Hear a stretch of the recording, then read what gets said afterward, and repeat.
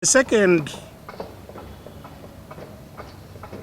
point of propaganda, again, just to put it in proper context, is the ongoing discussion about corruption. Because I'm sure, again, you have seen a lot of talk about corruption and how we should fight it.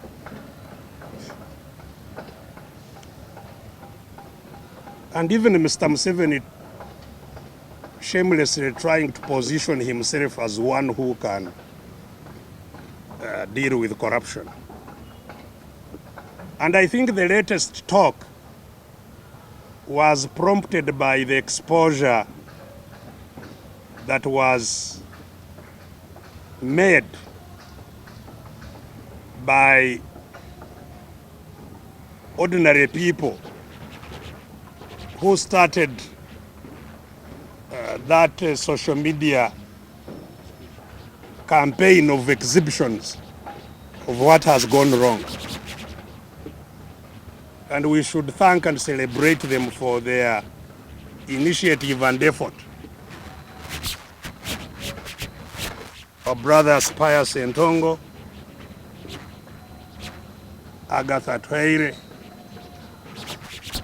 is a young man called others who have been supporting them, Nicholas Opio and others who have been supporting them. And exposure, it has revealed to us, has a potent effect, has a good effect in causing those who are stealing to panic, to unravel them. So that's where it started, with exposure. And especially the exposure of corruption in Parliament. Of course, even all the others were exposure of corruption in the health sector, the roads which are terrible, and other places. But in Parliament, they were able to point specifically to monies that were being siphoned out of the budget. Of course, earlier on, there was the Mabati crisis also in Parliament. And so, now, Mr. Museveni jumped in to say he's going to crush all this. In other words, he has now separated, he's trying to position himself as separate from this and one who can deal with it. And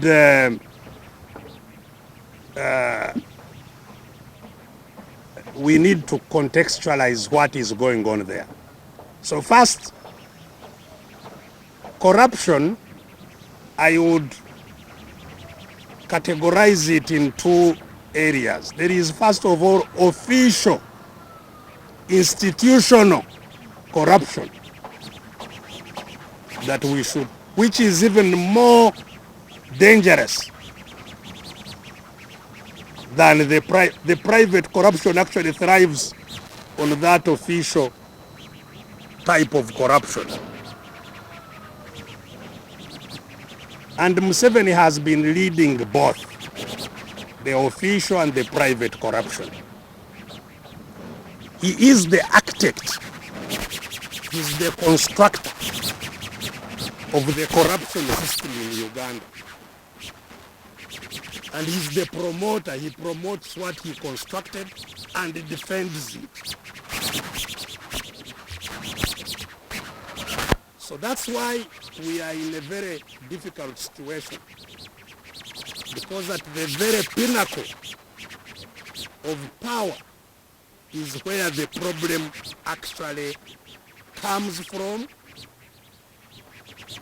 grows from, and spreads to other places. And I'd like to simply remind our country, and especially Mr. Museveni, about his corruption. His corruption did not start in government. No. I have talked about some of it right from the time I interfaced with him in the bush. We started dealing with corruption. There was corruption in the bush. People getting, in fact, fighting especially requires a lot of discipline.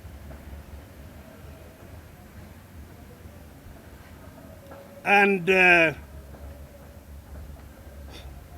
of course, at that time, accountability indeed was something unheard of,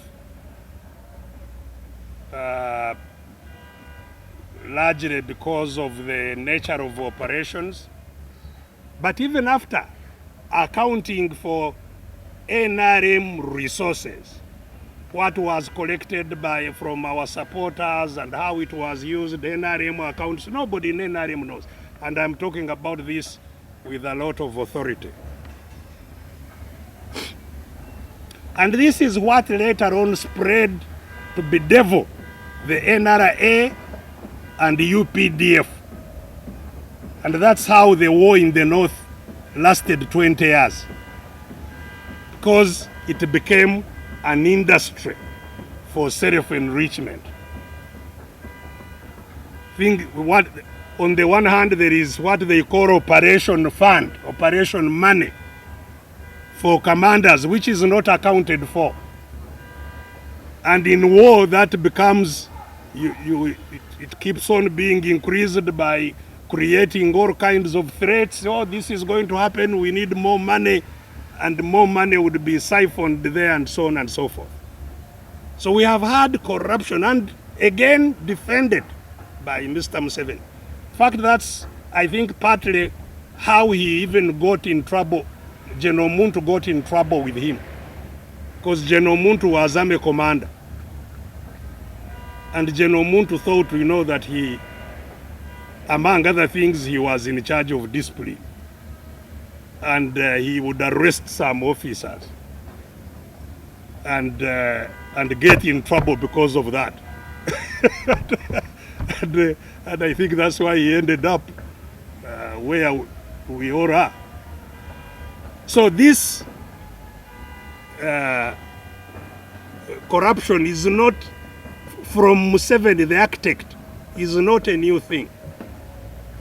And when we got into government, that's why he moved quickly to capture the institutions, all institutions. Because you can't have accountability unless you have institutions that function. So he went in and captured all the institutions. Of course, in the transition, the institutions themselves had problems. He was the president, he was the Speaker of Parliament. You can't allow such a kind of thing, because Parliament is supposed to check on the executive. So if you are the Parliament and you are the executive, how do you check on yourself?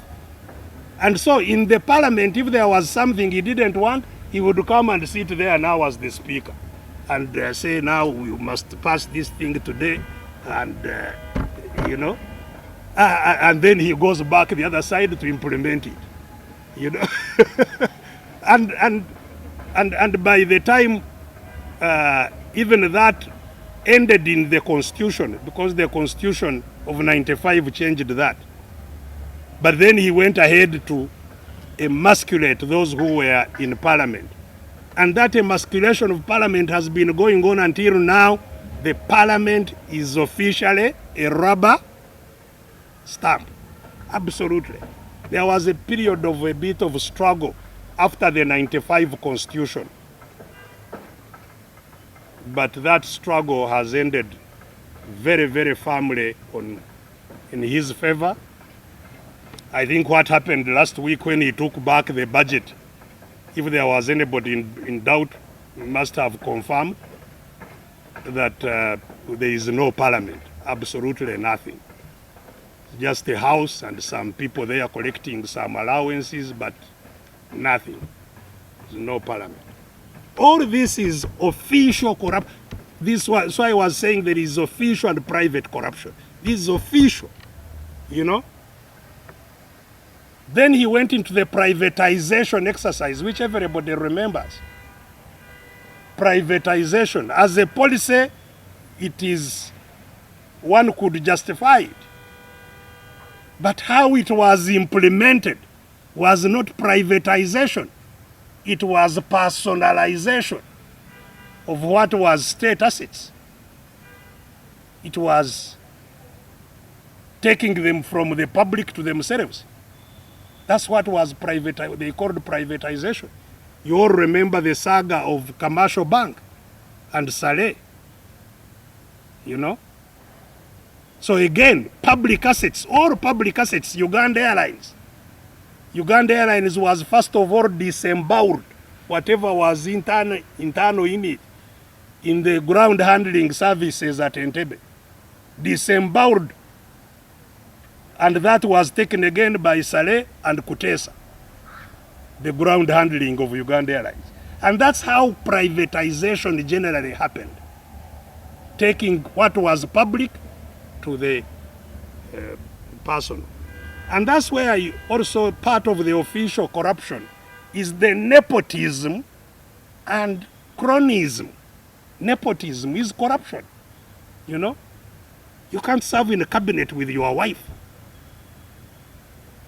with your other relatives. The relatives he has in a cabinet, he has a number of relatives there in the cabinet. Of course, you had the people like the Kutesas, the Rwamiramas, you know, who are there. He controlled 48 million, 46 million, you know. Then of all the soldiers, your son is the one most qualified to be the chief of defense forces, you know. Your brother in charge of wealth creation. Your in-law has a budget also to promote our exports, I don't know, and what, you know. And the crony is appointed in parastatals, people who manage authorities and so on. Wherever there is money, they smell where there is money, you'll find a relative there.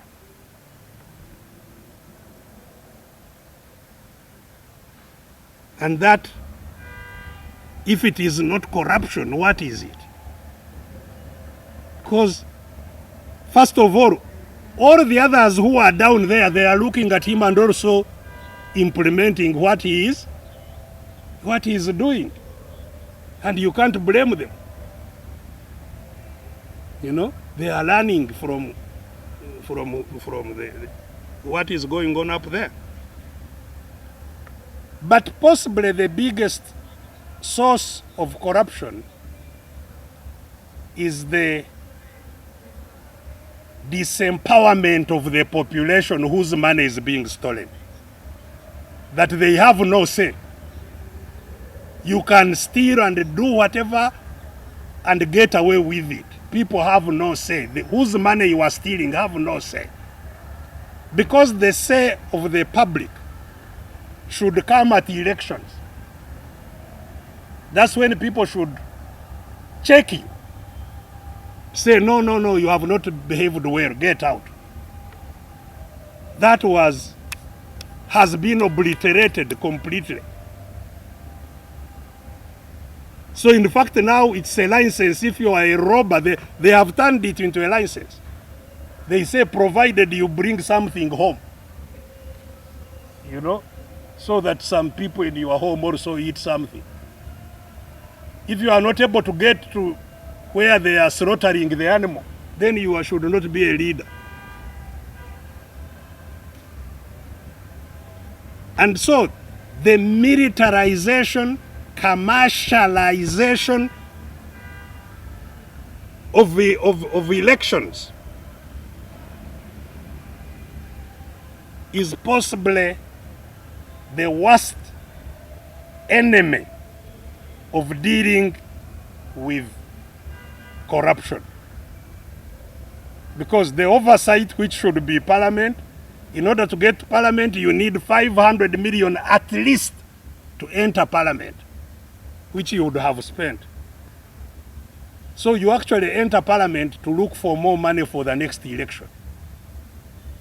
That's why for me, I can't spend a lot of time talking about the corrupt MPs. It is the system in which they operate. If you are not corrupt, you will not become an MP, actually. So they must, the Parliament is like a market. Whoever passes through must pay, you know, including Mr. Museveni himself. He has to pay the MPs to pass what he wants to get. And he knows if he doesn't pay, they will also raise voice on him, on what they passed for him. So, how can you deal with corruption? If the owners of the money, the people whose money they are stealing, our money, if we have no sanctions on those who steal our money, we have none. That had been crushed. Now the official corruption went into overdrive. At the beginning of the NRA, still Museveni was taking money from the budget, but he would hide it in the Ministry of Defense. There was a special vote there for him, which only the people of defense knew about, which was not accountable, which was only, money would only be released from it expressly on his orders. Give so and so, give so and so, give so and so. But once these other systems were completely now dealt with, he now gets it officially from Parliament. That's how this ended year of 2023-24, he spent 802 billion in the State House, while the average money for a district is 30 to 40 billion. So that is corruption. What else is it? You cannot take 802 billion for your home in a highly indebted poor country. You are the biggest corrupt entity in the country. No doubt. He cannot run away. So all the suffering, all these street children you see, well, everybody should point a finger at him, because that's where it all comes from. Then, of course, there has been the land grabbing. Again, partly official corruption. They get public land and officially give it to friends and in-laws and relatives and, you know, prime land that they are investors. They now coined that investor. Public land.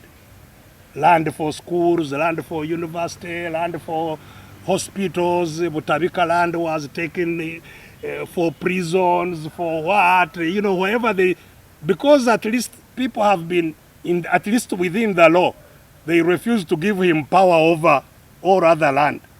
So now they have been just stealing the government land, largely.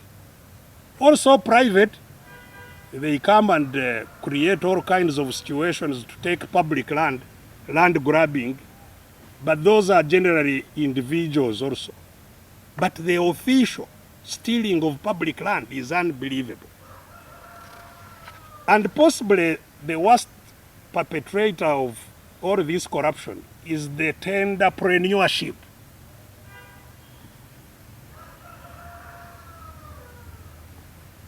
That we have in the country. Every deal is sealed in State House. Every deal. State House is the clearing house of any deal. If you see whether it's a building like this coming up, you know that State House has a hand in it. If you see any factory, it was negotiated in State House. If you see any road being constructed, the one who won the tender of the road won it in State House. To the extent I hear now he is the arbiter. Now you took the other one yesterday. Now you wait. Let this one now take this one. The other one take. That is how business is conducted in Uganda. Every investor who wants to invest in Uganda must first find a way of reaching State House. And reaching State House is through their relatives, friends, and so on. So all that and more, again, because of time I can't go in it, but what I want to demonstrate is simply that we cannot talk about corruption later on, dealing with it, ending it, fighting it, without fighting the entity called Museveni and his family. We can't. It's a joke.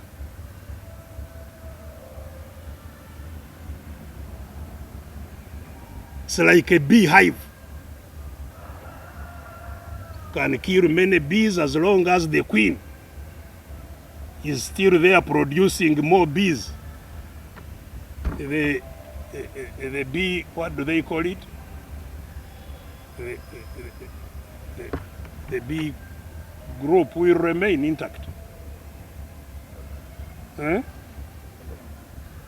colony. The bee group, you know, the Kiswa of bees. You cannot deal with it without looking for. Or the ant hill. Ekiswa kyenyini, the Kiswa. It will continue building unless you dig and get where the queen resides. So the queen of corruption is in the State House. That must be made abundantly clear. And that's why now, indeed, it's like a royal home. It's a royal home with princes and princess. They are there. The opulence in the State House is unprecedented. Opulence, which is again part of official corruption. Opulence. Because why should a president of a highly indebted poor country, for example, buy a presidential jet at $60 or $80 million to sit at the airport doing nothing? You hire pilots, engineers, to work on it, but it's doing nothing until you want to travel abroad. It can't be internally, because internally that's the only place it can land.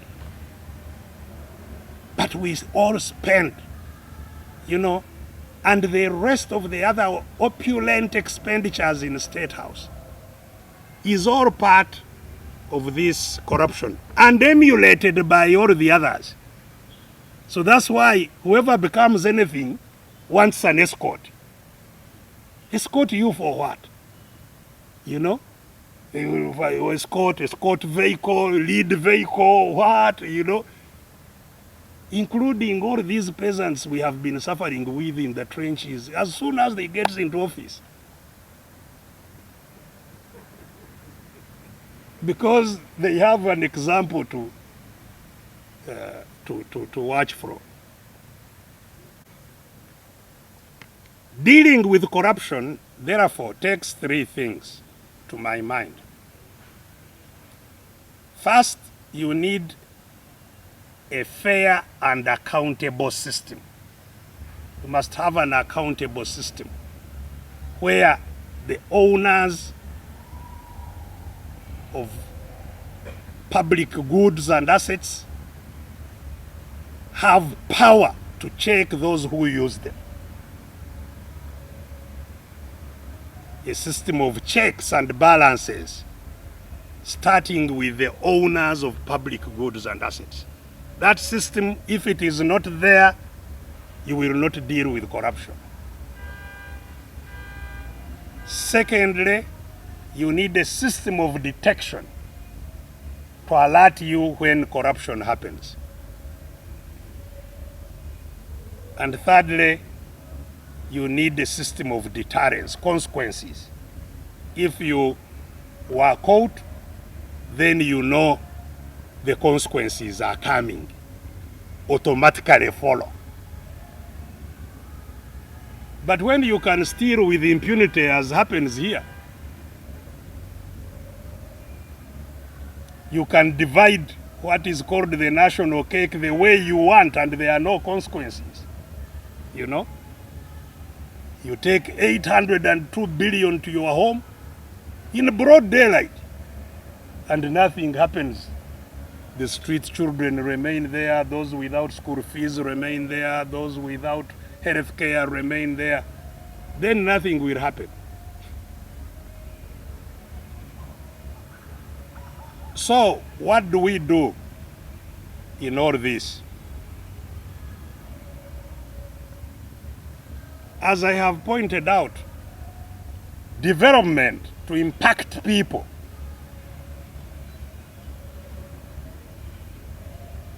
must be guided by policies that people have a say on. That's where it starts. We have no say on the priorities our money is applied to. We have no say.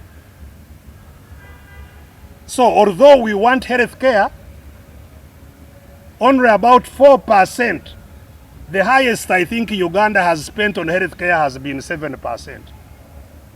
Otherwise it is 4%, 3% on health, on our health. No wonder people are lying on the compound in Mulago. So, although we know we need to spend more on health care, we have no voice. Although we know we need to spend more on education, we have no voice. Although we know we need to spend more on water and sanitation, on all the things that impact our bodies, our lives directly, we have no choice. We have no voice. So the starting point in solving the injustices, in solving corruption, is all for the people to have a voice. Nothing will change unless we regain our voice, influence, and power over the state of Uganda. Nothing will happen. Which is why we have been strenuously pointing especially to our elites to understand, to appreciate that the struggle the people of Uganda have today is not a struggle for leadership, which is what elections solve. Elections are supposed to select leaders. But you can't select leaders when you have no power. So we are pre-elections. The struggle we have must be, first of all, to regain control, to regain power, including to regain our vote, because a vote is a voice, which we don't have. We don't have a vote now. Yet you find people are so preoccupied with elections when we have no vote. So before the next election, before 2026, if we want 2026 to have meaning, we must have a new order in Uganda before 2026. Before the next election, we must work ourselves to get a new order in Uganda, where we have a say for ourselves in the country. And for that to happen, every Ugandan must become active, or the greatest majority at least must become active in their own cause, we must get to understand that this is not a cause for politicians alone. No. It's a cause for you in the media, it's a cause for teachers, it's a cause for soldiers, it's a cause for bishops and reverends and sheikhs and muftis, and it's our entire cause to regain control over the country. That realization must come quickly. And that together we say we shouldn't have another election before this mess, the system of mafia, the mafia system they have built over Uganda, before it is removed. That is the only way Uganda will be reorganized.